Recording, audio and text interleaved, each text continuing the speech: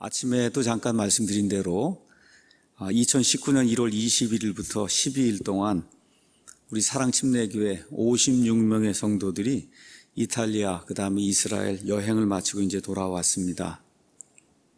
먼저 그 여행의 결론을 말씀을 드리면, 세상에 나가서 사람들을 만났는데 거의 100%라고 할 정도로 거의 모든 사람들이 지금 있는 이 세상만 바라보며 살고 있다는 거, 이걸 이제 느끼고 왔습니다. 우리가 이스라엘 땅에 갔습니다. 우리가 성경을 통해서 이스라엘은 하나님의 선민이다, 이런 이야기 이제 들었습니다. 1948년 5월에 저 땅에 정말 이스라엘 사람들이 뭐 한 거 없이 정말 하나님의 강권적인 역사와 섭리에 의해서 저 땅에 지금 돌아와 있어. 또 많은 사람들이 그 안에 살고 있으면서 하나님을 섬긴다고 하는데, 그 사람들이 하고 있는 그 일을 보면 제가 이렇게 가만 봐도 막 그냥 속에서 이렇게 불이 나요. 이 도대체 뭘 하고 있는 건가? 예수님 오셨을 때 2000년 전이나 지금이나 하나도 다른 게 없는 거예요. 하나도 다른 게 없습니다. 또 저기 돌아가 있는 그 이스라엘이 구약시대 많은 대언자들을 통해서 하나님께서 다시 세워주시겠다고 한 그런 이스라엘이 아니라고 믿는 사람들, 우리 기독교인이라고 하는 사람들 가운데도 그런 사람들이 많이 있음을 이제 알게 됐습니다. 그래서 이 모든 사람들의 생각은 뭐냐?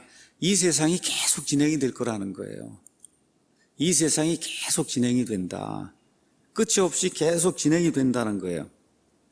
그래서 이런 모든 것들을 피부로 이제 느끼고 제가 돌아와서 어떻게 해야 될 것인가, 이런 생각을 하면서 이대로 두면 안 된다 하는 생각을 이제 하게 됐습니다.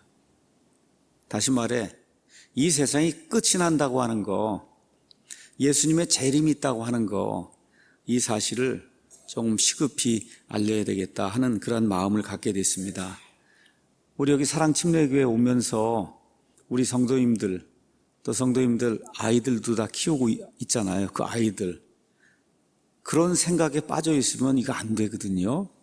이 세상이 그냥 계속 지속이 되면서 계속 무궁하게 이제 발전하면서 결국은 유토피아가 된다, 이런 생각에 빠지면 안 됩니다. 성경의 핵심은 뭐냐? 잘 들으세요. 성경 우리가 읽잖아요. 이거. 이 두꺼운 책의 핵심은 뭐냐? 이 세상이 끝이 아니라는 거예요. 이 세상이 끝이 아니야. 여기가 우리의 최종 종착지가 아니라는 겁니다. 이걸 저와 여러분 꼭 기억하셔야 돼요. 사도 바울이 고린도전서 15장 19절에 이렇게 기록했습니다. 만일 우리가 이 세상 삶을 사는 동안에만 그리스도 안에서 소망을 갖는다면 모든 사람들 중에 우리가 가장 비참한 자다. 예수님 믿었다고 기뻐하고 하는데 그게 이 땅에 사는 70년, 80년 동안 그 시간에만 우리에게 소망을 준다면 이 세상에 사는 많은 사람들 중에 우리가 가장 비참한 자라고 사도 바울이 이야기를 했습니다. 예수님이 왜 이 땅에 오셨느냐? 영생을 주려고 오셨습니다. 맞습니까, 여러분? 네. 사도 바울이 한 30년 동안 온 세상을 돌아다니며 하나님의 복음을 전달했어요. 목숨을 아끼지 않고 복음을 선포했어요. 왜 그랬어요? 영생을 전달하려고 그렇게 이제 한 겁니다. 영생을 전달하려고.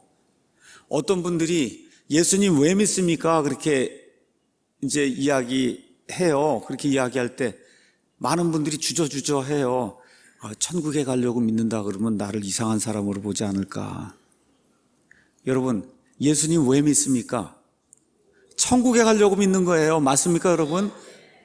이게 유치한 게 아닙니다. 이게 유치한 게 아니에요. 근데 너무나 많은 사람들이 천국에 가는 걸 그렇게 간다고 대답하는 걸, 그렇게 대답하면 사람들이 너무 유치하다고 이야기할까 봐 두려워하는 그러한 자세를 가지고 있어요. 아닙니다. 아무리 공부를 많이 해도, 아무리 많은 돈을 가지고 있어도 예수님을 왜 믿느냐? 천국에 가려고 믿는 겁니다, 여러분. 유치한 게 아니에요. 유치한 게 아니에요. 예수님 믿는 가장 최종적인 목적이 뭐냐? 천국에 가서 아버지 하나님과 영원 무궁토록 살기 위해 예수님 믿는 겁니다. 오늘은 종말론의 유익과 폐해라고 하는 그런 제목으로 여러분에게 설교라기보다 좀 설명을 하는 그런 시간을 좀 갖도록 하겠습니다. 종말론은 영어로 에스카톨로지 이렇게 이제 되어 있어요. 에스카톨로지. 에스카톨로지라고 하는 말은 그리스 말에서 이제 나온 건데, 그리스 말의 앞부분에 에스카토라고 하는 말이 있어요. 에스카토는 마지막이란 뜻이고, 거기다가 로지가 붙으면 그 연구란 뜻이에요. 그러니까 마지막에 대한 연구가 그게 에스카톨로지. 그걸 우리는 말로 번역을 하면 종말론이다. 이제 그렇게 이야기하는 겁니다. 종말론. 그럼 종말론은 뭘 이야기하는 거냐?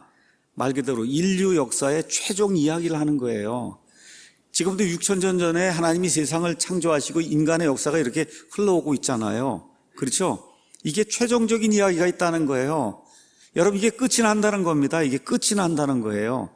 이거 이야기해 주는 게 그게 종말론이에요. 최후의 미래가 있다는 거예요. 앞으로의 세상이 있다는 거예요.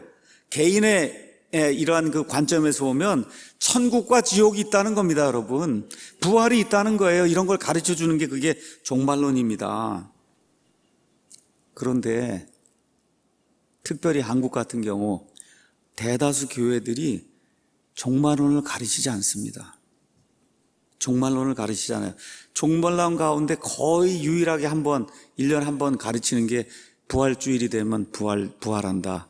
네, 이거 외에는 거의 가르치지 않습니다. 도덕과 윤리, 예수님 믿고 선하게 착하게 살아라, 이렇게 하는 이런 스타일의 이야기들이 이제 대다수예요. 이렇게 이제 하다 보면 어떤 일이 생기냐? 그냥 교회에만 가면 구원받는 줄로 착각하는 이와 같은 기이한 현상들이 이제 생기게 됩니다. 그래서 그렇게 구원받으면 우리의 그 스코프, 우리가 생각할 수 있는 그 영역을 이 땅으로 자꾸 한정을 하는 거예요. 이 땅으로 한정을 하다 보니까 어떻게 돼요? 구원받은 다음에 복받아야 된다. 여기에만 관점이 있는 거예요. 구원받은 다음에 복받아야 된다. 이게 번영신학이고, 이게 기복신학이고, 쉽게 이야기하면 우상숭배입니다. 우상숭배 샤머니즘이에요. 기독교는 그런 거 아닙니다. 다시 말씀드릴게요. 구원받아 이 땅에서 복받는 게 기독교의 핵심이 아닙니다, 여러분. 이 땅이 최종이 아니에요, 우리의 목표가. 맞습니까? 어디가 최종이에요? 하나님 계신 데가 최종이에요. 하나님 계신 데가 최종이다. 미국 안에서도 종말론을 가르치지 않는 그런 교회가 이제 많다 보니까 미국의 존 맥아더 목사님이 이렇게 운영하는 마스터스 칼리지라고 하는 신학교가 있습니다. 그 신학교에 마이클 블리치라고 하는 그런 교수님이 계시는데, 이분이 조직신학을 이제 가르치는 그런 교수님이에요. 2018년 지난해 1월 9일 한 1년 전쯤에 그 신학교 블로그에 왜 교회들이 심각하게 종말론을 가르쳐야만 하는가. 그래서 영어로는 seven, 그 다음에 reasons, 그 다음에 eschatology 이렇게 치면 구글에서 이제 찾을 수 있습니다. seven, 영어 seven reasons eschatology 이렇게 치면은 그분의 이제 글이 나옵니다. 그래서 그분 이야기는 교회가 종말론을 너무 가볍게 여기거나 무시한다는 거예요. 너무 무시한다. 종말론에 유익이 있고 폐해가 있는데 그럼에도 불구하고 우리가 종말론을 신중하게 생각하고 심각하게 교회에서 가르쳐야만 되는 7가지 이유를 이렇게 이제 설명을 했어요. 그래서 오늘은 그 7가지 이유, 이거를 중심으로 해서 종말론의 유익과 그 다음에 폐해를 여러분에게 이제 설명을 하려고 합니다. 이거 성경이 이렇게 두껍습니다. 이게 굉장히 두꺼운 책이에요. 근데 이 책의 많은 부분, 적어도 한 3분의 1 정도는 앞으로 일어날 일들에 대한 이야기예요. 아직 일어나지 않은 거, 앞으로 일어날 그 일들에 대한 그런 이야기예요. 자, 그 일들의 핵심이 뭐냐? 예수님이 나타나시는 겁니다. 예수님이 나타나시는 거. 우리가 오늘 성경 말씀 디도서 2장 11절에서 15절 말씀을 읽었습니다. 정말 예수님을 믿는 것이 무엇인가를 5절 안에 정말 아름답게 이렇게 묘사한 이 말씀이 여기 디도서 2장의 말씀이에요. 한번 그냥 제가 오늘은 강의하려고 하는 게 아니니까 그냥 한번 이렇게 읽어보고 조금만 설명하고 나머지 이제 진행하겠습니다. 구원을 가져다 주시는 하나님의 은혜가 모든 사람에게 나타났다. 그러니까 하나님의 은혜는 구원을 주시려고 나타나는 건데 예정된 사람에게만 나타나는 게 아니에요, 여러분. 예정된 사람에게만 나타나는 게 아니라 어떻게 모든 사람에게 나타나는 거예요. 그래서 그 하나님의 은혜가 우리를 가르친다는 거예요. 그러니까 하나님의 은혜를 받았으면 배우는 게 있어야 된다는 겁니다. 하나님의 은혜가 가르치니까 배워야 된다는 거예요. 뭘 배워야 되냐? 경건치 아니한 것. 경건치 아니하다는 것은 하나님의 성품에 반대가 되는 것, 하나님을 따르지 아니하는 것, 그 다음에 세상에 속한 정욕들을 우리가 거부해야 될 것을 가르친다는 거예요. 그러니까 예수님을 믿고 구원받으면 하나님과 정반대가 되는 그런 일은 어떻게 해야 돼요? 거부해야 된다고 하나님 말씀 우리를 가르친다는 거예요. 그 다음에 이 현 세상에서 맑은 정신을 가지고 살아야 될 것을 가르친다는 거예요. 오늘 아침에 제가 설교한 내용이 그거예요. 정신줄 놓지 말고 맑은 정신을 가지고 살아야 된다. 맑은 정신. 여기 소버라고 하는 말은 이게 술 먹으면 정신이 흐려지거든요. 그거에 반대되는 개념이 소버예요. 정신이 맑은 그런 상태에서 의롭게 하나님의 뜻대로 살아야 될 것을 가르친다는 거예요. 그러니까 예수님 믿는 사람이 세상 나가서 세상에 사는 사람들과 비슷하게 거짓말하고 악한 일들 하는 거, 그거는 안 된다는 겁니다. 하나님의 영이 들어오면 그거 있을 수 없다는 거예요. 사회주의, 공산주의 이런 거 할 수 없다는 겁니다. 하나님의 영이 올바로 들어오면 그거 있을 수 없다는 거예요.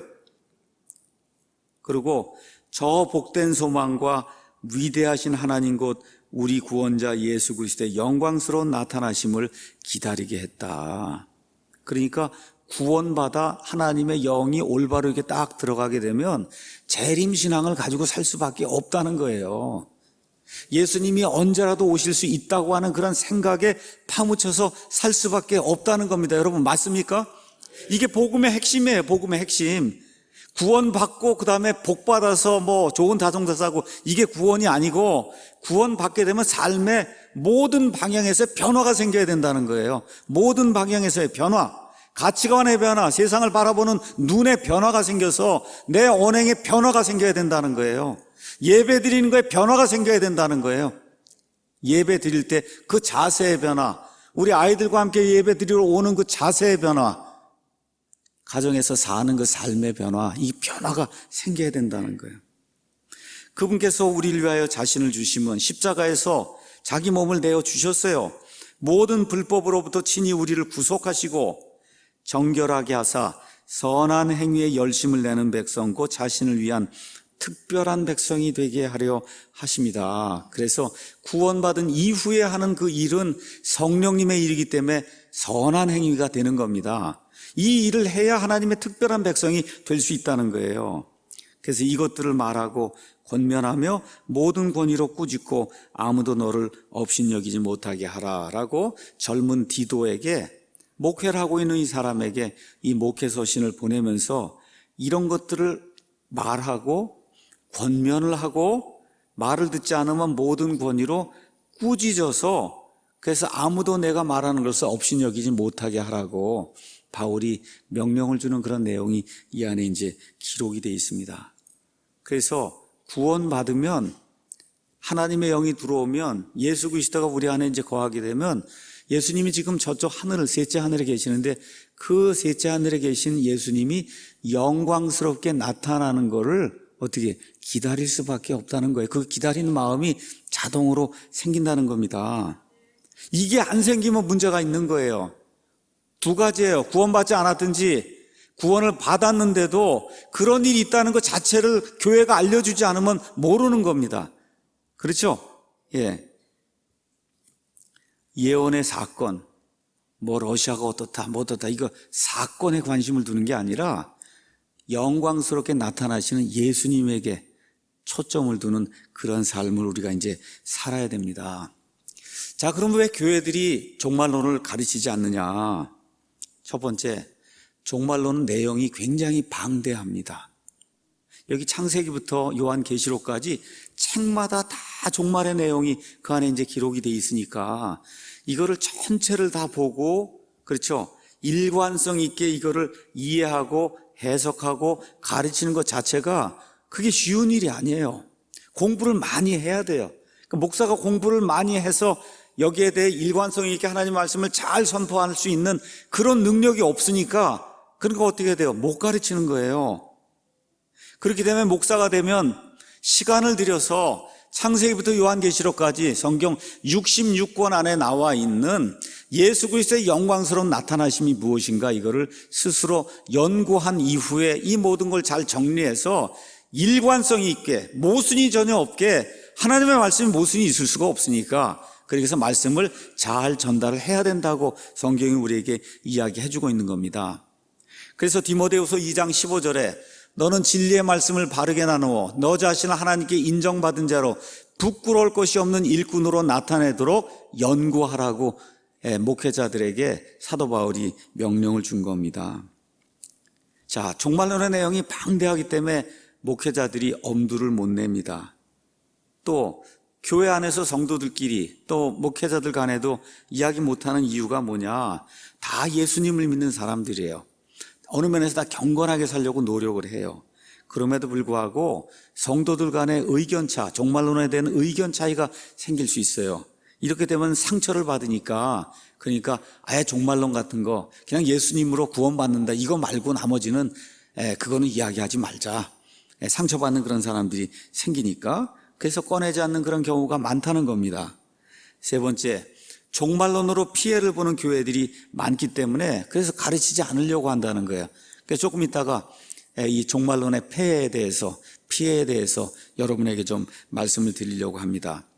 이게 종말론이라고 하는 거에 심취하다 보면 어떤 일이 생기냐? 하여튼 매일 뉴스를 보고 그거를 거기다 갖다 맞추려고 하는 거예요. 여기 이거 성경에 이거에다 갖다 맞추고 매일 그 일만 하려고 하는 그런 또 안타까운 부류의 사람들이 생깁니다. 다 그만둬요. 여기 데살로니가 전서 후서에 나오는 그 교인들처럼 그냥 모든 거 다 그만두고 예수님 이제 금방 오신다고 하니까 일손 다 놓고 그냥 예수님만 기다린다 그러고 뉴스 보고 이게 어떻다 저는 매일 이거에 관심만 가지고 모든 일을 다 종말론 이거하고 꽤 맞추려고 하는 이와 같은 시도를 하다 보니까 교회 안에 또 가정 안에 피폐하게 되는 그런 일이 생기게 된다는 거예요. 이렇게 하다 보니 사람들이 하여튼 종말론 그 이야기하면 그런 가정이 파괴된다, 교회가 파괴된다. 그러니까 우리가 아예 하지 말자. 이런 방식으로 이제 생각을 하게 됩니다. 근데 지역교회는 한 믿음을 가져야 돼요. 한 믿음. 종말론에 대해서도 한 믿음을 가져야 되는 거예요. 국가관도 하나가 돼야 되는 겁니다. 국가관. 하나가 돼야 돼요. 이게 아니면 교회가 분열이 생겨요.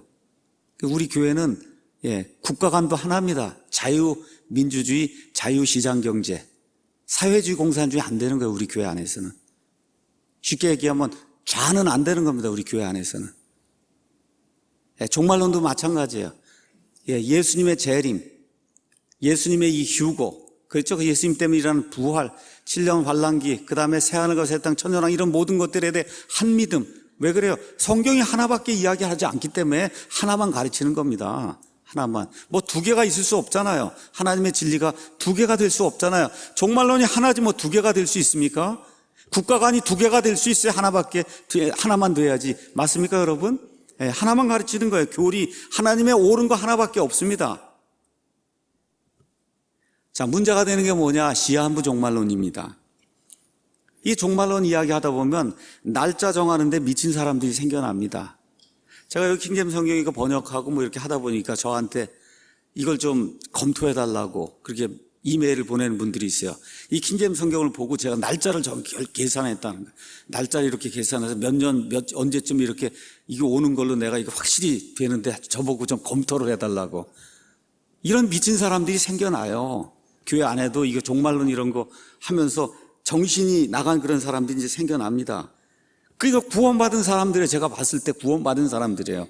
근데 거기에 미치면은 모든 게 그렇게만 보이는 거예요. 또 어떤 사람은 베리칩 뭐 하면 그냥 모든 게 베리칩으로만 보이는 겁니다, 이게. 그냥 모든 일을 다 그걸로만 보는 거예요.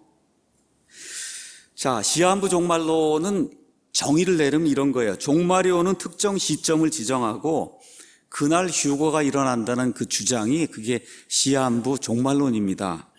그러니까 뭐하고 꼭 상관이 있는 거예요? 휴거하고 상관이 있는 거예요. 시한부 종말론을 주장하는 사람들은 휴거를 믿는 사람들이에요.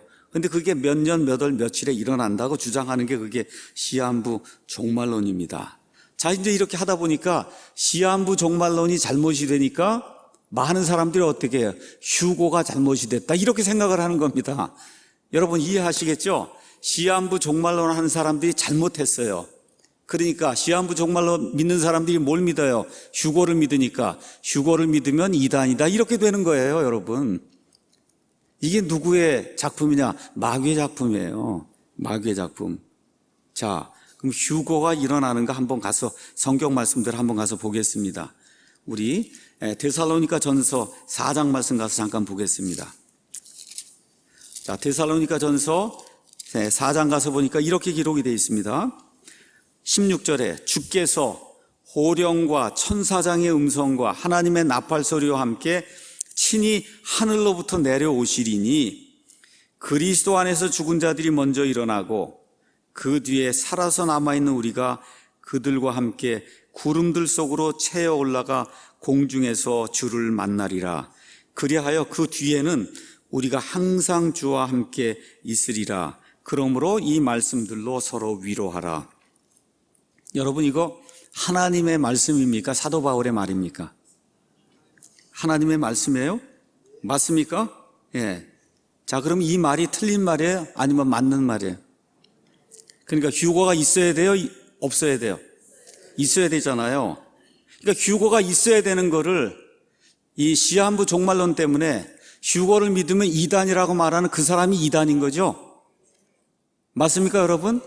예, 휴거가 있어야 되는 거예요. 공중에서 강림하실 때 예수님 안에서 죽은 자들이 먼저 일어나고 순식간에 여기 살아남아있는 우리, 살아있는 남아있는 우리가 몸이 변화가 돼서 그들과 함께 공중으로 채어 올라가 우리 주님과 함께 영원히 있는 게 이게 휴거 아닙니까? 맞습니까, 여러분? 네. 이 휴거는 성경적인 사건이에요. 이걸 믿지 않으면 예수 그리스도의 교리를 믿지 않는 겁니다. 자, 근데 문제가 또 뭐냐? 많은 사람들이 특별히 이제 이런 걸 믿는 그런 사람들을 우리가 바이블 빌리버라고 이야기합니다. 있는 그대로 믿는 거예요. 성경 그대로 성경 신자다 그렇게 이야기하는데 이 성경 신자들의 다수가 성경 말씀을 잘 쪼개서 시대적인 걸 구분을 해서 이렇게 나눠서 보는 사람들이에요. 이런 사람들을 세대주의자다 그렇게 이야기합니다. 그러니까 세대주의자들은 임박한 휴거를 믿고 있는 거예요. 여러분 휴거는 지금 이 시간 어느 때에도 일어날 수 있는 거예요. 이미넌트하다고 얘기하는 거예요. 임박해 있다는 거예요. 무슨 징조가 있는 게 아닙니다. 오늘 밤에도 예배 끝나고 난 이후에도 곧바로 예수님 공중에 강림하는 그런 일이 있을 수 있다는 거예요. 이거 휴거의 임박성입니다. 이걸 누가 믿느냐? 성경이 그대로 이야기하기 때문에 성경 신자들 그 다음에 세대주의자들이 이걸 믿는 겁니다. 옳은 거예요, 틀린 거예요? 옳은 거예요. 그러니까 세대주의를 이단이라고 하면 그 자체가 이단적이 될 수 있는 겁니다. 자, 그런데 그날과 그 시각은 사람이 알 수 있다 그랬어요? 알 수 없다 그랬어요? 알 수 없다 그랬잖아요. 근데 문제가 뭐예요? 시한부 종말론은 그날과 그 시간을 하나님이 자기에게만 계시해 주셔서 아니면 그 그룹에게만 계시해 주셔서 알 수 있다는 겁니다. 이렇게 되면 그 이단이죠. 맞습니까? 예. 자, 그러면 누가 그렇게 하느냐? 누가 시한부 종말론을 주장하냐? 세대주의자들이 주장하는 게 아닙니다. 정상적으로 성경을 믿는데 어떻게 그날과 그 시각을 지정할 수가 있어요? 그렇게 하지 않는 거예요. 어떤 사람들이 하냐? 비이성적인 광신도들이 그렇게 하는 겁니다. 비이성적인 광신도들이 휴거 이야기를 듣고는 날짜를 정해서 몇 년 몇 월 몇 월에 예수님이 오신다라고 그렇게 해서 사람들을 유혹을 하는 거예요. 그러니까 어떤 사람들이 거기 넘어가냐? 무지한 자들이 넘어가는 거예요. 무지한 자들이 넘어가요. 그 무지한 자들의 특성이 뭐냐? 단순한 거예요. 생각을 안 합니다. 성경 말씀은 공부를 안 해요. 이렇게 하니까 이 단순하고 무지한 사람들이 거기에 넘어가서 패가망신하는 그런 일이 생기는 겁니다. 베드로후서 3장에 가서 보시면 이런 말씀이 기록이 되어 있습니다. 베드로후서 3장 잠깐 보겠습니다. 가서 보면 베드로후서 3장의 내용은 재림의 내용이에요. 재림. 그 재림의 내용을 다 이제 설명한 이후에 베드로가 3장 14절에 이렇게 이야기합니다. 그러므로 사랑하는 자들아 너희가 그러한 것들을 기다리나니 앞으로 이루어질 새하늘과 새 땅을 기다리나니 너희가 점도 없고 흠도 없이 화평 중에 그분께 발견되기를 힘써야 된다. 그러니까 예수님의 재림을 기다리면 평화로워야 되는 거예요. 마음이 막 불안해갖고 언제 오실지 모르니까 일도 못하게 되고 그게 아니에요. 점도 없이 흠도 없이 평안한 가운데 언제 오셔도 올라가는 겁니다. 여러분 맞습니까 여러분? 예수님 언제 오셔도 올라가는 거예요. 그 평안하게 믿음 생활해야지 벌벌 떨고 언제 올지 모른다고 하얀 옷 입고 이러면 안 되는 거예요. 이게 안 되는 거다. 그러면서 뭐라고 얘기하냐, 우리 주의 오래 참으심이 구원인 줄로 여기라. 근데 심지어 우리가 사랑하는 형제 바울도 자기가 받은 지혜대로 너희에게 이렇게 썼다는 거예요. 여기 데살로니가전서 4장 말씀도 쓰고 고린도전서 15장 말씀도 쓰고 재림과 관련해서 여러 가지 것들을 썼다는 겁니다. 또 그의 모든 서신에서도 이것들에 관해 그 안에서 말하였으되, 잘 들어보세요. 그 안에 깨닫기 어려운 것이 더러 있으므로, 이게 깨닫기 어려운 게 들어 있다는 겁니다. 이 재림과 관련된 말씀 안에 배우지 못하여, 무슨 얘기야? 무지한 자들이, 무지하면 어떻게 해요? 불안정한 거예요. 이게 안 되니까 이거 어떻게 그냥 마음이 불안한 겁니다.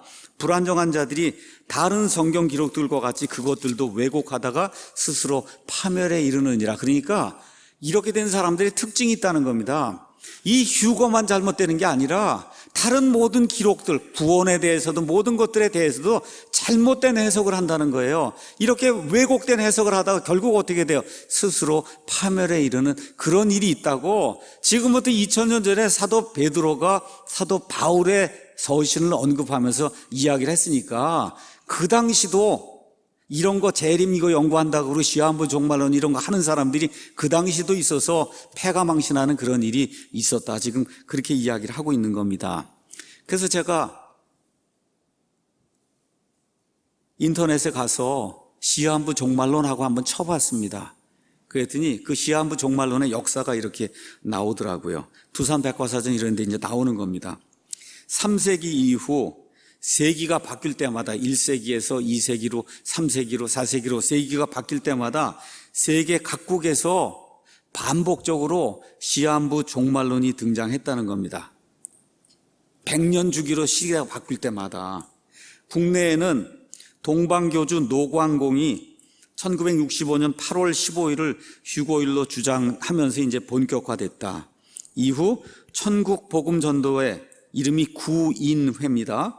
구인회가 사람을 구한다는 회인가 봐요. 1973년 11월 10일에 휴거가 일어난다고 주장했고 1989년에는 주부 34명이 전라북도 회문산에서 휴거를 기다리기도 했다. 이게 참 안타까운, 여러분 부엌에서도 휴거 되는 거예요. 자동차 타고 가면서 휴거 되는 거예요. 산에 계룡산에 안 가도 되는 겁니다. 이게 무지하니까 이런 일이 발생을 하는 거거든요. 하여튼 우리나라 사람은 되게 산으로 가는 것 같아요. 휴거하려고, 휴거 받으려고. 1991년에는 부산 성화선교교회가 1999년 종말론을 교육하면서 학생들을 혼숙시켜 학부모들이 경찰서에 진정서를 제출한 그런 일이 있다. 그리고 1992년 9월 28일에는 하느님의 성회, 10월 10일에는 다베라 선교회 등이 각각 시한부 종말론을 주장했고 1992년 같은 해 다미 선교회의 이장님 목사를 필두로 8천여 명의 신도들이 10월 28일 휴거를 기다렸으나 아무 일도 일어나지 않았다. 이렇게 이제 요약이 돼 있고 이것 때문에 생긴 폐해를 이렇게 기록하고 있습니다. 다미 선교회 종말론에 심취해 몇 개월째 행방불명된 사람이 있는가 하면 휴거 날에 대비해 수십 명씩 집단 생활을 하거나 다니던 회사에 휴직계를 내고 선교 활동을 하는 사람 등 교사, 공무원, 대기업 간부, 남녀노소 가릴 것 없이 휴거 소동에 휘말렸다. 이렇게 이제 기록이 돼 있어요. 그러나 이 휴거설의 장본인인 이장님은 그해 9월 25일 신도들의 재산 34억 원을 헌납받아 가로챈 혐의로 구속이 되고 여러분 한 달 있으면 휴거 받는데 34억 원이 왜 필요해요? 한 달 있으면 휴거 받는데. 그 다음에 10월 휴거설도 한바탕의 소동으로 끝나버렸다. 그 뒤 종말론 교회들은 슬그머니 휴거일 연기를 내세우며 궁색한 변명을 늘어놓았고 다시 다가올 휴거의 날을 위해 끝까지 참고 기다리자며 끝끝내 자신들의 주장을 접지 않았고 1992년에 시작이 됐으니까 지금 얼마쯤 된 겁니까? 지금 27년 된 겁니까? 그렇죠? 지금도 그 다미성교의 그 잔재들이 남아있어서 지금도 이런 일들을 하고 있어요. 그럼 여기 끝에 뭐라고 기록했냐? 이장님은 1992년 12월 4일 징역 2년을 선고받았다. 이렇게 이제 기록이 돼 있어요. 이만희라는 사람이 만든 신천지가 뭐예요? 신이 새롭다. 천지, 하늘과 땅. 여러분, 새하늘과 새 땅. 그거 어디 나오는 말이에요? 예, 계시록. 그렇죠? 새하늘과 새 땅 그러면 벌써 계시록 모일 것 같은 게 이름을 신천지로 이렇게 바꿔놓고 해서 어디에 온다 그랬죠? 어디? 무슨 산이요, 저기? 청계산. 그렇죠? 예, 그 청계산, 그 과천, 거기가 이제 새하늘과 새 땅의 본부가 된다. 이게 여러분, 이게 얼마나 웃기는 일이에요. 말 그대로 영어로 해프닝이고, 이게 웃기는 일입니다. 웃기는 일. 그런데도 어떻게 몇십만이 거기 가서 재산을 다 내놓고 그러고, 거기 참여하고 있는 거예요. 이것도 계시록 잘못 이해해서 무지 때문에 생긴 그런 이단입니다. 근데 왜 거기에 많이 빠져들어요?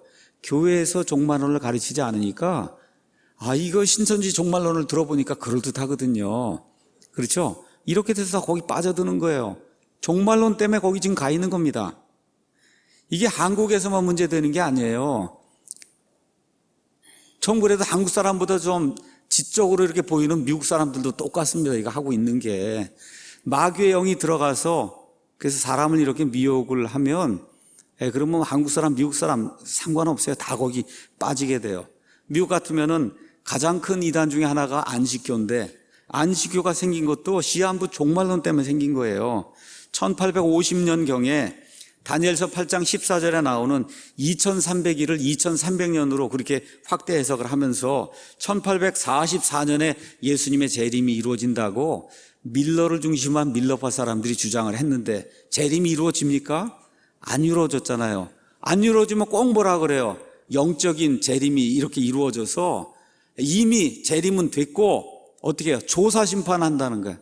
성도들을 다 데려다가 조사해서 그래서 이제 하는 조사 심판이 시작이 됐는 게 지금까지 조사 심판하고 있다. 지금 그렇게 믿는 게 그게 안식교입니다. 자, 최근에는 미국의 유명한 해롤드 캠핑이라는 사람이 나타나서 시한부 종말론을 또 이야기했습니다. 1921년생인데 2013년까지 92세를 살았는데 이 사람은 무서운 파급력을 가진 이 라디오 스테이션을 운영했어요. 미국에는 지역이 이제 넓다 보니까 라디오 방송국이 굉장히 많아요. 근데 이 사람이 가지고 있던 채널 그 전체 그게 뭐냐면 패밀리 라디오라고 하는 미국 전국에서 방영이 되는 이와 같은 그 라디오 스테이션을 가지고 있는데 거기에 대표가 해롤드 캠핑이에요. 해롤드 캠핑이 성경도 가르치고 뭐 이렇게 하면서 거기에다가 몇 년 몇 월 그거 얘기하니까 얼마나 많은 사람들이 그 영향을 받았겠습니까? 그래서 먼저 1994년 9월 6일에 주님이 재림한다고 했어요. 먼저. 그래서 불발이 됐습니다. 그런데 한 번 정도는 이제 봐주겠지 이렇게 생각을 하고 넘어갔습니다. 그러다가 큰 사건이 생겼어요. 2011년 지금부터 한 8년 전에 5월 21일에 예수님이 재림을 한다. 그렇게 공포를 한 거예요. 2011년 5월 21일. 그 21일 재림한 이후에 5달 동안 예수님이 불과 유황으로 온 세상을 심판해서 수많은 사람들이 죽어 나동거라진다고 이제 이야기를 하고 그리고 2011년 10월 21일 그게 이제 절정에 달하면서 이 세상이 끝이 난다. 끝이 난다는 거 그렇게 예언을 한 거예요. 그런데 2011년 5월 21일에 왔는데 아무 문제가 없이 넘어가게 돼요. 그러니까 또 뭐라 그래요?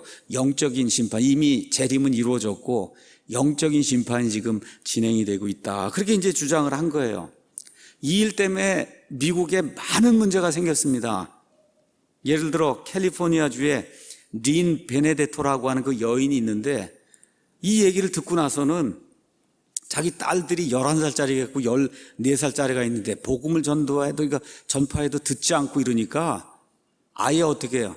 이 재림이 일어나기 전에 내가 죽여야 되겠다. 이렇게 생각을 하고는 목을 베서 죽였어요. 목을 베서 두 딸을 11살짜리 14살짜리 딸을 이 재림이 임하기 전에 죽여서 그래서 없애야 되겠다고 하고 죽인 거예요. 이게 미국에만 국한된 게 아니에요. 이게 패밀리 레이디오가 전 세계로 방영이 되다 보니까 타이완에 살던 어떤 노인은 5월 5일에 빌딩에서 뛰어내려서 자살하는 그런 일이 생기고, 또 이제 5월 이제 21일에 재림이 이루어지면 뭐 돈이고 뭐 무슨 소용이 있겠냐.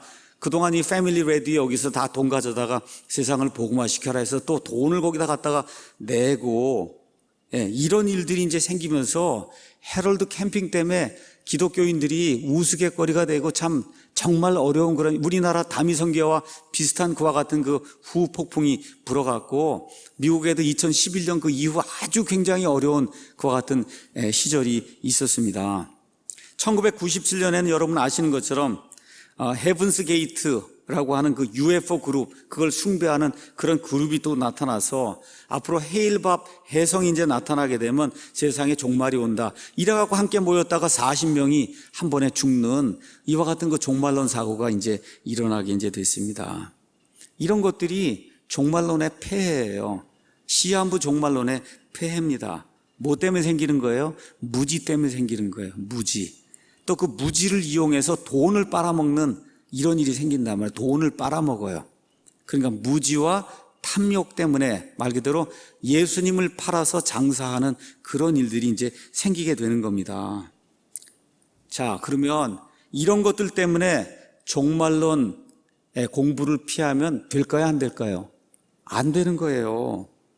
그래서 아까 말씀드린 그 마이클 블리치라고 하는 그 교수님이 이야기하는 거예요. 이런 모든 것들, 이건 몰라서 그러는 거기 때문에 어떻게 해요? 잘 가르쳐서 이런 일이 생기지 않도록 교회가 신중하게, 심각하게, 그리고 단호하게 성경에 나와 있는 종말론을 가르쳐야 된다는 겁니다.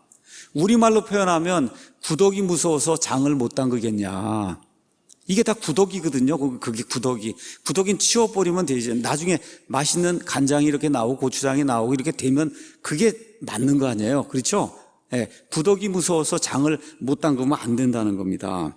자, 그래서 이분이 7가지 이유를 이제 이야기했는데 그 이유가 너무나 타당하기 때문에 여러분에게 그 이유를 하나하나 이렇게 설명을 해드리도록 하겠습니다. 자, 첫 번째 이유는 뭐냐? 종말론은 기독교의 핵심 이야기 중 가장 중요한 부분이다. 이분이 그렇게 이야기를 했어요. 종말론은 성경 이야기 중 아주 중요한 부분이라는 거예요. 성경에 여러 가지 이야기가 많이 나옵니다. 하나님에 대한 이야기. 그렇죠? 그걸 우리가 하나님론이라고 얘기하는 거예요.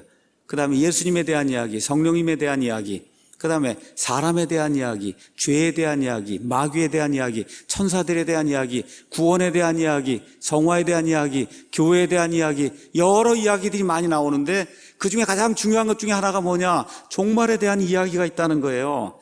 여기 지금 이야기라고 이야기하는 건 뭐냐? 허구가 아니라는 겁니다, 여러분. 픽션이 아니라 넌 픽션이라는 거예요. 다시 말해 종말론은 기독교 세계관을 사람이 알아들을 수 있는 말로 이야기로 표현한 게 그게 종말론이라는 겁니다. 여러분, 기독교는 역사와 이렇게 떨어져 있는 그런 종교가 아니에요. 역사적인 사실에 입각한 종교예요. 예수님이 2000년 전에 오셨다는 거 역사적인 사실입니까? 아닙니까? 역사적인 사실이에요. 십자가 처형당했다는 역사적인 사실입니다. 아브라함이 이 땅에 거했다는 거 역사적인 사실이에요. 다윗 왕이 이 땅에 거했다는 거 역사적인 사실이에요. 여기 나와 있는 모든 일, 사도 바울이 복음을 선포한 거 역사적인 사실이에요. 모든 것들이 다 역사적인 사실에 근거해서 나오는 게 기독교예요. 그렇기 때문에 하나님의 이야기는 자연스럽게 인간의 과거 역사, 인간의 지금 현재 역사, 앞으로 이루어질 인간의 미래 역사를 다룰 수밖에 없는 겁니다. 다룰 수밖에 없는 거예요. 그러므로 교회들은 이 모든 것들을 가르쳐야 된다는 거예요. 뭘 가르쳐야 되냐? 앞으로 일어나게 될 휴거에 대해서 명확하게 가르쳐야 돼요. 예수님의 이 지상 강림에 대해서 명확하게 가르쳐야 돼요. 주님의 날에 대해서 명확하게 가르쳐야 돼요.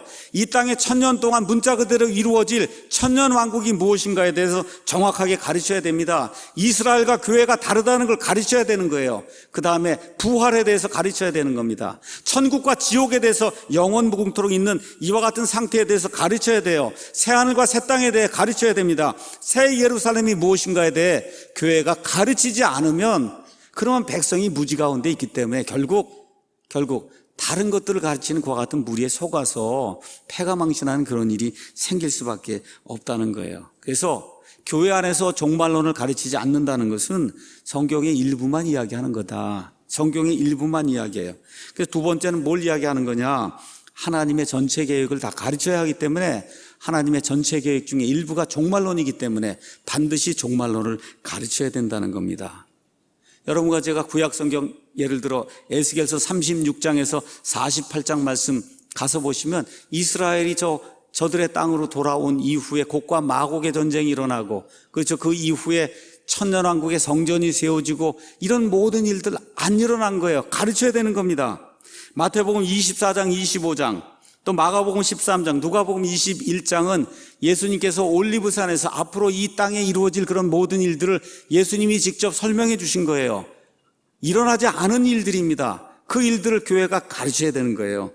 데살로니가전서 4장 5장 이 예수님으로 말미암은 휴거와 부활과 그 다음에 적그리스도가 나타나는 그런 일들은 데살로니가 후서 1장 2장에 나타나 있어요. 앞으로 일어날 일들이에요. 일어나지 않은 그런 일들이에요. 가르쳐야 되는 겁니다. 베드로서 3장 아까 우리가 잠깐 살펴봤지만 역시 마찬가지로 앞으로 이 땅에 어떤 일이 이루어질 것인가 아직 일어나지 않은 그런 일들을 이야기하기 때문에 그 성도들에게 앞으로 일어날 일들이 이렇다고 가르쳐야 되는 거예요. 요한계시록 6장부터 그 다음에 22장은 이 땅에 한 번도 일어난 적이 없습니다. 이 땅에 적그리스도가 등장한 적이 없어요. 그렇죠? 사람의 3분의 1이 죽는 그와 같은 일이 일어난 적이 없습니다. 이런 일들이 앞으로 일어나면 어떻게 될 것인가 하는 것을 성도들에게 가르치지 않으면 그럼 성도들이 기웃하다가 이걸 좀 알고 싶다고 하면 어디로 가요? 신천지로 가서 빠지게 되는 그런 악한 일이 생긴다는 겁니다. 앞으로 일어날 이런 일들, 이런 것들을 무시하면 안 된다고 이분이 정확하게 우리에게 이야기하는 겁니다. 그래서 목사들에게 특별히 부탁을 드리는 겁니다. 여기 사도 바울이 뭐라고 이야기했냐? 사도행전 20장에 가서 보니까 26절, 27절에 에베소 교회 장로들을 데려다가 바울이 이야기하는 게 이렇게 기록이 되어 있습니다. 그러므로 내가 이날 너희를 데려다가 에베소 교회를 가르치는 장로들, 목사들을 데려다가 증언하게 하거니와 내가 모든 사람의 피로부터 깨끗하니 이는 내가 지금까지 회피하지 아니하고 하나님의 모든 계획을 너희에게 말하였기 때문이다. 목사가 하나님의 모든 계획을 알려주지 않으면 나중에 하나님의 심판석 앞에 서서 내가 가르치지 않은 그 일들로 인해 책망받을 것과 같은 일이 있다는 겁니다. 그래서 모든 계획을 가르쳐야 된다는 거예요. 세 번째, 사람들은 누구나 다 미래에 관심이 있어요. 그래서 점치는 집이 되는 거예요. 여러분, 그래서 점치는 집이 되는 거예요. 점만 쳐준다고 하면 저도 뭐 점만 쳐서 한다고 하면 구름같이 몰릴 겁니다. 구름같이 몰릴 거예요. 사람들은 거기에 관심이 있어요. 특별히 그리스도인들도 미래에 관심을 가지고 있습니다. 그래서 이렇게 관심을 가지고 있는 사람들에게 성경이 이야기하는 미래의 일들을 제대로 가르쳐주지 않으면 미래에 대한 합당한 정보를 주지 않는 거예요. 그럼 뭐예요? 목사가 직무유기라는 거예요. 목사는 다 가르쳐야 되는 거예요. 과거의 일도 가르치고 현재 일도 가르치고 앞으로 일어날 일들도 가르쳐야만 그래야 직무유기를 면하는 겁니다. 다시 말씀드려 미래의 소망을 빼앗아가는 거예요. 종말론이 뭐냐? 아까 뭐라고 했어요? 화평 중에 발견돼야 돼요. 이 종말론은 배우면 배울수록 사람이 화평해져야 되는 거예요. 종말론을 배우니까 막 불안해갖고 막 이렇게 되면 이건 잘못된 거예요. 왜 그래요? 이 소망이 아닌 거거든요. 이 악한 자들이 가져다 주는 거는 그 사람들이 하라는 대로 해야만 뭐가 유지된다고 하는 이런 걸 하기 때문에 사람들이 무서워하는 거거든요. 예수님 안에서 종말론이 올바로 들어가게 되면 어떻게 돼요? 사람이 화평하게 사는 거예요. 무슨 문제가 있습니까? 예수님 안에만 들어와 있으면 되는 건데. 맞습니까? 그래서 성도들의 소망을 빼앗아가지 않으려면 그러면 종말론을 합당하게 이제 가르쳐야 됩니다. 자, 네 번째 이유가 또 중요한 겁니다. 종말론은 성화를 위한 동기를 부여한다. 여러분, 구원이 끝이 아닙니다. 구원은 말 그대로 마귀의 왕국에서 하나님의 왕국으로 신분이 바뀐 거예요. 시민권이 바뀐 거예요. 시민권이 바뀐 이후에 이 왕자나 공주의 신분으로 이 땅을 살아가야 될 거 아닙니까? 그렇죠. 그거를 성화 과정이라고 얘기하는 겁니다. 이 땅에 육신을 입고 있는 한 우리가 살아가야 되는 이와 같은 과정이 성화의 과정이에요. 그런데 성경은 뭐라고 얘기하냐? 구원받은 이후에 우리가 행한 일에 따른 그리스도의 심판석에서 심판이 있다고 이야기하죠. 맞습니까? 그러니까 저와 여러분이 나중에 더 큰 영광과 더 큰 존귀와 더 큰 보상을 받으려면 구원받은 이후에 행한 일들을 잘해야 되는 거예요. 그렇죠? 그러니까 어떻게 해요? 가르쳐야 되는 겁니다. 가르쳐야 되는 거예요. 올바르게 믿음 생활을 해야 된다. 왜 그러냐? 나중에 최종적인 심판이 있기 때문에. 그러니까 올바르게 거룩하게 살아야 되겠다는 동기를 부여하는 게 뭐예요? 그게 종말론이에요. 그래서 사도 바울은 현 시대 사람들, 이 사람들에게 무엇라고 이야기했냐?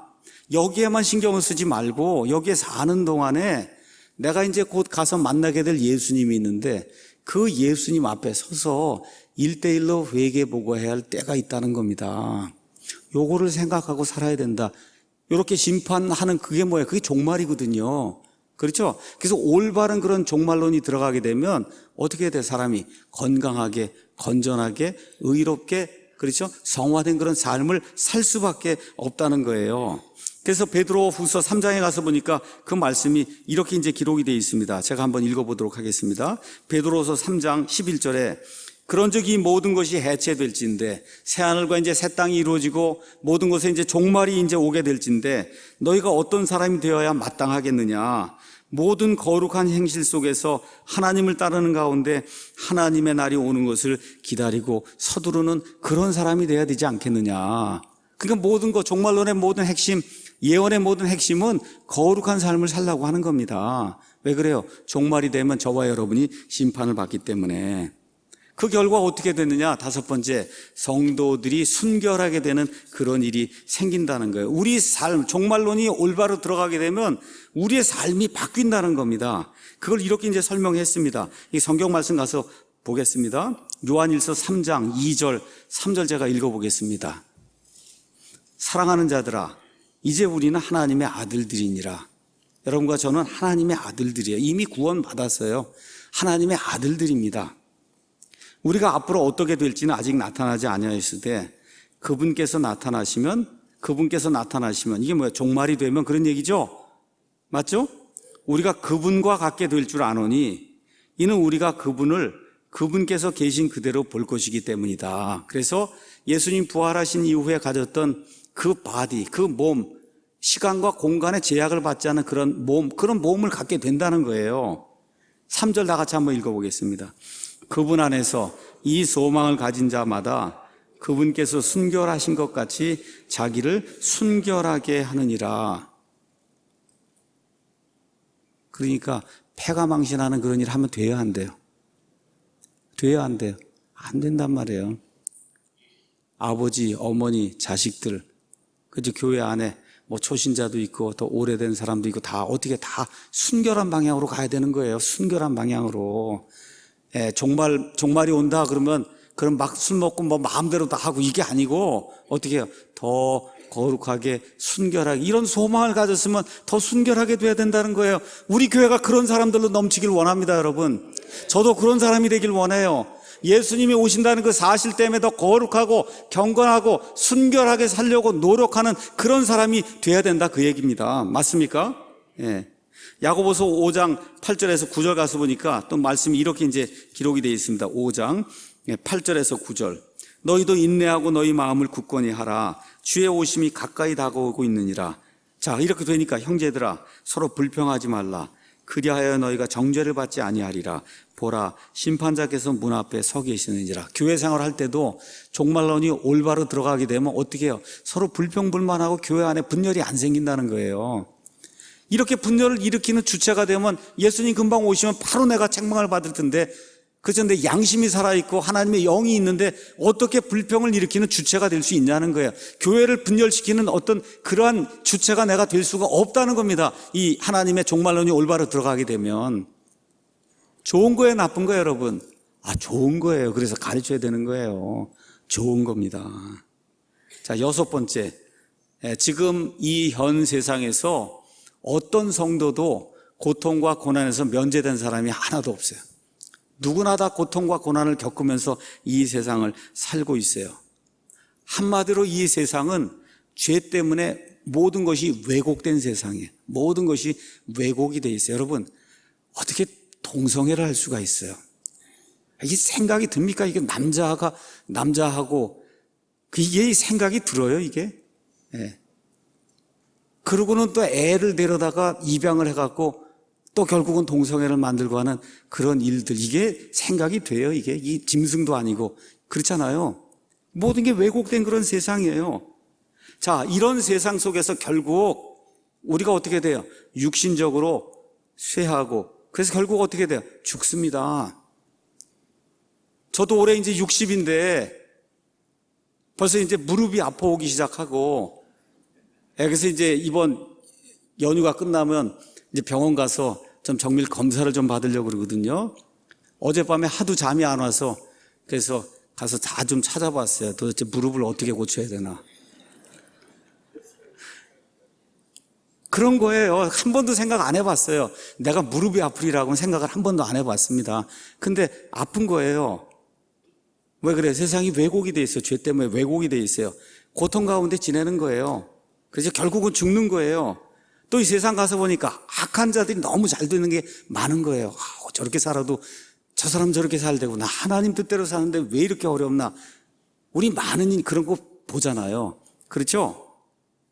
그런데 예수님이 없고 최종적인 공정한 심판이 없다 그러면 그럼 아예 소망이 끊어지는 거예요, 여러분. 하나님이 그래도 나를 보시기 때문에 내가 악한 비판을 받고 정말 악담의 그런 소리를 듣고 그래도 내 양심을 정결하게 하고 순수하게 하고 여기선 그게 해결이 안 된다 해도 모든 것을 내려다보시는 하나님 앞에 가면 이 모든 것이 명명백백하게 드러날 거라고 하는 그게 있으니까 소망이 있기 때문에 이걸 견디면서 하나님의 일을 하는 겁니다. 맞습니까? 사도 바울이 그런 삶을 사셨어요. 예수님이 그런 삶을 사셨어요. 그렇지 않습니까? 이런 게 없다 그러면 절망으로 적어서 사는 거고 세상 사람들하고 똑같이 속이고 거짓말하고 그렇지 악한 비방하고 험담하고 있지도 않은 말하고 이렇게 살아야 되는 거예요. 근데 우리 그리스도인에게는 부활의 소망이 있어요. 만물이 회복이 돼서 하나님이 내가 모든 것을 새롭게 하노라 하고 말씀하시며 모든 것을 되돌려 놓는 그와 같은 아름다운 일이 있다는 겁니다. 맞습니까, 여러분? 그렇기 때문에 종말론을 가르쳐야 되는 거예요. 그래서 종말론이 올바로 들어가게 되면 소망을 갖게 되는 거예요. 이게 끝이 아니구나. 내가 지금 비판을 받고 정말 험담의 대상이 되고 말도 안 되는 일들도 고난을 당하지만 하나님 나를 내려다보시고 나를 올바르게 판단해 주실 그날이 있구나. 이 소망이 있기 때문에 이기고 나아가는 겁니다. 반드시 의롭게 심판받는 날이 있어요. 그렇기 때문에 고통받으면서도 그래서 의롭게 살려고 저와 여러분이 노력을 하는 거예요. 이 세상의 병과 슬픔과 아픔, 이게 영원히 지속되지 않습니다. 기억하셔야 돼요. 제 무릎이 아픈 게 영원히 지속되지 않아요. 예수님이 재림하시면 다 끝나는 겁니다. 몸이 호련히 변화가 되면 영원 무궁토록 이런 것에 얽매이지 않는 시간과 공간과 아픔과 슬픔과 눈물에 얽매이지 않는 그런 몸으로 바뀌는 거예요. 하나님의 본성에 참여하는 자가 되는 겁니다. 하나님과 함께 영원 무궁토록 모든 것을 지배하고 통치하는 그런 사람이 되는 거예요. 그렇기 때문에 저와 여러분이 이런 소망을 가지고 그리고 굳건하게 믿음 생활을 하는 겁니다. 고린도후서 4장에 가서 보니까 사도 바울 역시 이걸 이렇게 표현했습니다. 이런 까닭에 우리가 낙심하지 아니하노니 우리의 겉사람은 썩어 없어져도 속사람은 날마다 새로워지는도다. 나이가 들고 노인이 되면 들수록 어떻게 돼요? 겉사람은 자꾸 썩어 없어져도 이 속사람까지 계속 썩어 없어지면 안 되는 거예요. 어떻게 돼요? 겉사람은 자꾸 썩어 없어져도 속사람은 어떻게 계속해서 날마다 새로워지는 그런 일이 있어요. 이게 예수님 때문에 그런 소망이 생기는 겁니다. 이게 종말론이 가져다 주는 좋은 효과예요. 우리가 잠시 받는 가벼운 고난이 우리를 위해 훨씬 더 뛰어나고 영원한 영광의 무거운 것을 이룬다. 우리는 보이는 것들을 바라보지 아니하고 보이지 아니하는 것들을 바라보나니 보이는 것들은 잠깐 있을 뿐이나 보이지 아니하는 것들은 영원하니라. 이게 기독교의 핵심 진리입니다. 그래서 결국 의가 이깁니다. 선이 이깁니다. 그래서 우리 그리스도인들은 그것을 믿기 때문에 이 악한 세상에 살면서도 여기에 동화가 되지 않고 이것을 이겨나가면서 믿음 생활하는 거예요. 우리 아이들에게도 그래서 종말론을 가르쳐야 되는 거예요. 세상이 공평하게 보이지 않아요. 그렇지만 반드시 의와 선이 이기는 그런 때가 반드시 온다. 왜 그래요? 하나님이 의로우신 분이고 하나님이 선하신 분이기 때문에 그대로 두지 않습니다. 반드시 올바르게 세우고 반드시 선하게 모든 것들을 집행을 하세요. 7번째, 종말론을 가르쳐서 성도들이 불신자들에게 최종 심판을 알려줘야 하기 때문에 그래서 종말론을 반드시 성도들이 배워야 되는 거예요. 자, 종말론을 이야기하면 종말론에 두 개가 있습니다. 좋은 종말이 있고 나쁜 종말이 있어요. 예수님 안에 들어있는 사람에게는 좋은 종말이 오는 거예요. 예수님 밖에 있는 자들에게는 어둡고 무겁고 영원 무궁토록 고통을 당하는 나쁜 종말이 오게 되는 겁니다. 다시 말씀드려 예수님을 부인하는 사람들의 미래는 말로 표현할 수 없는, 형언할 수 없는 두려운 미래예요. 그래서 그 지옥에 대해서 뭐라고 얘기했어요? 슬피 울며 이를 가는 일이 영원 무궁토록 있다 그랬어요. 슬피 울며 이를 간다고 이야기했어요. 영원 무궁토록 불타는 지옥이 있다는 겁니다. 그래서 회개하지 않는 자들의 최종 종말이 있어요. 그건 뭐냐? 하나님의 임재에서 영원 무궁토록 떠나는 거예요. 어둠 속으로 들어가는 거예요. 빛이 없는 곳으로 들어가는 거예요.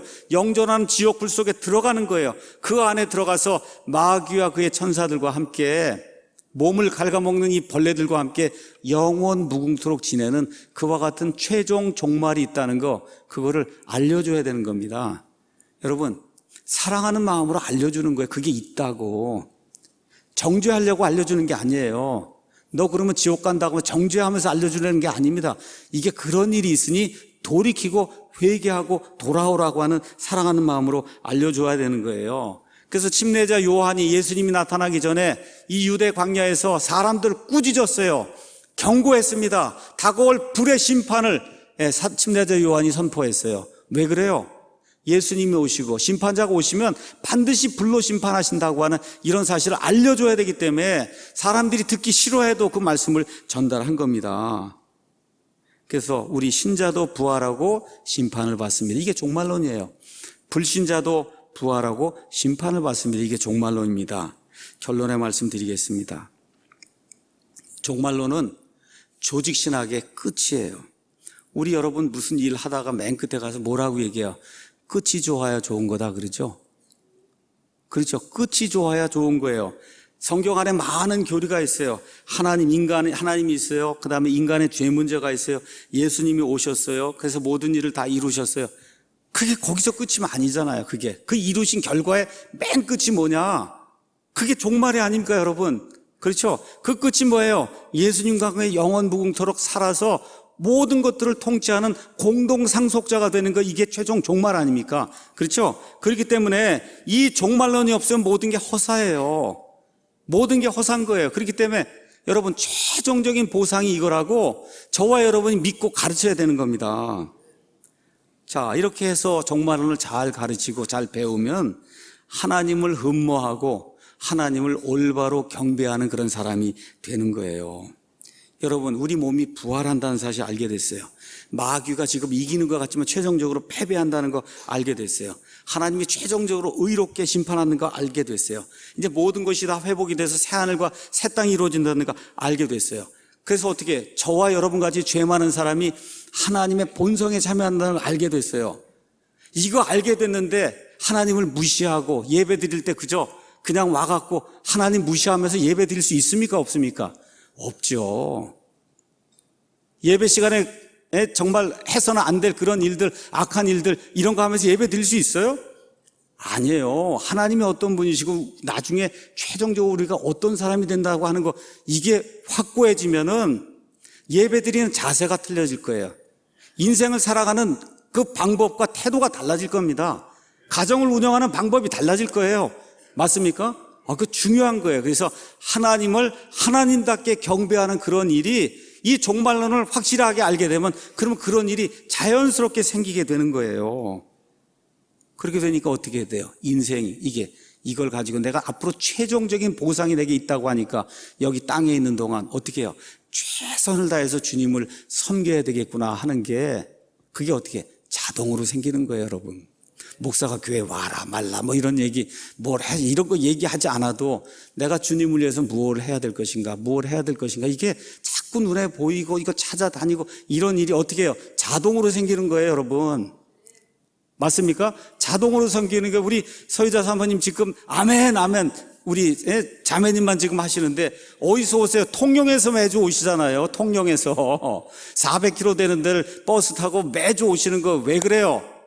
하나님을 섬기고 싶은 마음, 하나님께 예배 드리고 싶은 그런 마음이 있으니까 저걸 누가 시켜서 하라 그러면 얼마나 어렵겠어요. 매주 당신 통영에서 올라와라. 우리가 버스비를 드리는 것도 아니잖아요. 그렇잖아요. 그래도 그거 짐을 가지고 수원으로 오셔서 지하철을 갈아타고 뭐하고 해서 7시간이고 해갖고 여기로 오셔서 예배를 드리고 같이 무언가 섬기려고 하는 걸 지금 찾으려고 하는 그 마음이 왜 생기는 거예요?